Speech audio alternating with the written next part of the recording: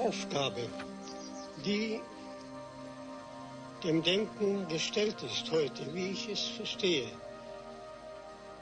ist in einer Weise neu, dass es eine ganz neue Methode des Denkens verlangt.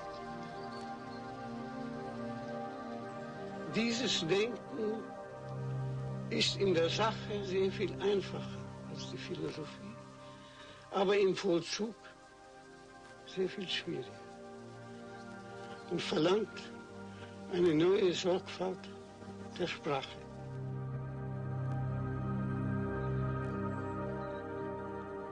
The renowned philosopher Martin Heidegger lived for the whole of his life in the Black Forest area of southern Germany.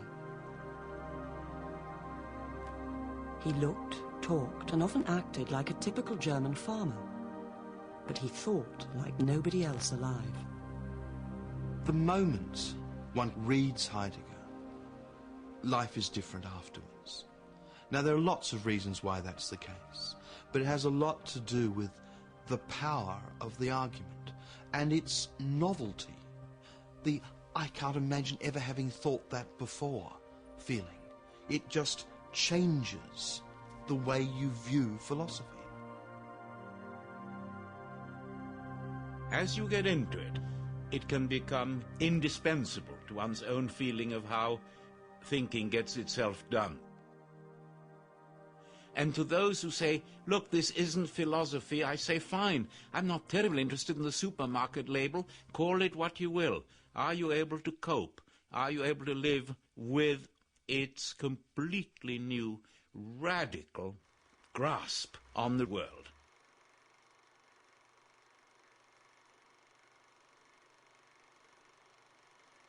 More critical commentaries have been devoted to Heidegger than to any other philosopher apart from Aristotle. He is undoubtedly one of the most important figures in the history of 20th century thought. But not everyone who mentions his name today does so with approval.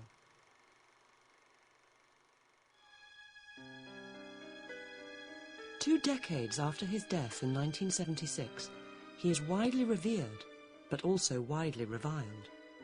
And the explanation has to do not with philosophy, but with politics. There are two uncontestable facts about Heidegger. One is that he was a brilliant philosopher. The other was that he was a nefarious Nazi.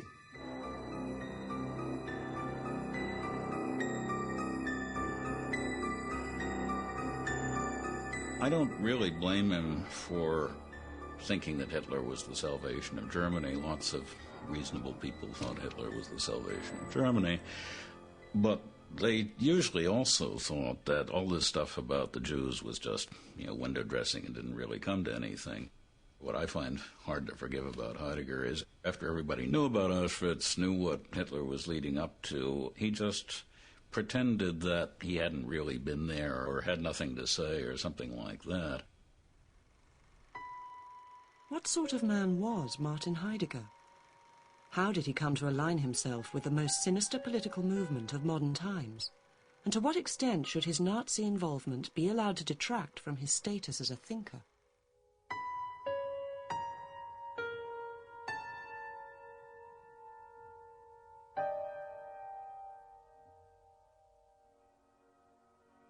Heidegger's story begins in the small town of Meßkirch, where he was born in 1889 and laid to rest 87 years later. His parents, Friedrich and Johanna Heidegger, both came from peasant stock, but the family were comparatively well off, and young Martin never went without. His father was employed as a sexton at the small town's surprisingly grand Catholic church, and religious observance played a major part in his early life. He served as an altar boy, and seems to have decided before the age of 10 that he wanted to become a priest. He was small in stature as a child, but the power of his personality was apparent even then. Hans-Jorge Gadamer, a student of Heidegger's during the 1920s, discovered as much when he visited Meßkirch towards the end of that decade to find out more about his tutor's early life. 70 years later, at the age of 98, Professor Gadamer, now a world-famous philosopher in his own right, remembers the visit well. Ich fragte also einen alten Mann auf der Straße. Sagen Sie mal, wie war denn eigentlich der Professor Heidegger? Den kannten Sie doch sicher als Kind. Den Martin? Ja, natürlich kannte ich den. Na, wie war er denn? Tja, was soll man da sagen? Er war der Kleinste, er war der Schwächste, er war der Unruhigste, Unbrauchbarste von allen. Aber er hat uns alle kommandiert. Also was da so aus der Ausstrahlung eines solchen Knaben zu spüren ist.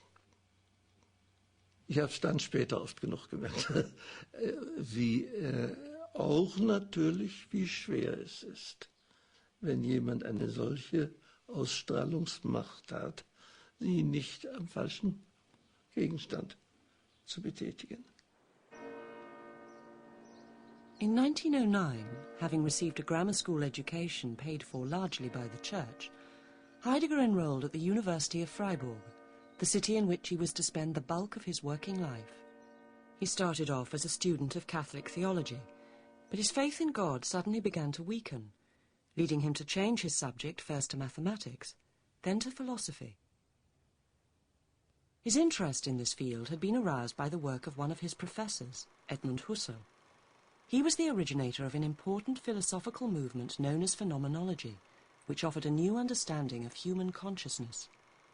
Husserl took the promising young scholar under his wing, doing everything he could to promote his career, a kindness Heidegger would later repay in the most callous way imaginable. Before Husserl's sponsorship had time to take effect, Heidegger found himself caught up in the First World War, not as a frontline soldier, but in several less hazardous roles. Hat später diese Zeit des Ersten Weltkriegs als heroische Zeit für sich in Anspruch genommen. Das stimmt natürlich nicht. Er war, wenn man so will, einer, der versucht hat, möglichst lange nicht an die Front zu müssen. Das muss man einfach sagen. Er hat einen Dienst, der quasi militärisch gewesen ist, nämlich bei der Postzensur in Freiburg angetreten und ist erst am Schluss des Krieges, also seit Juli 1918, als Meteorologe, als Wetterwart eingesetzt worden. Das war an der Westfront, hinter der Front, vor allem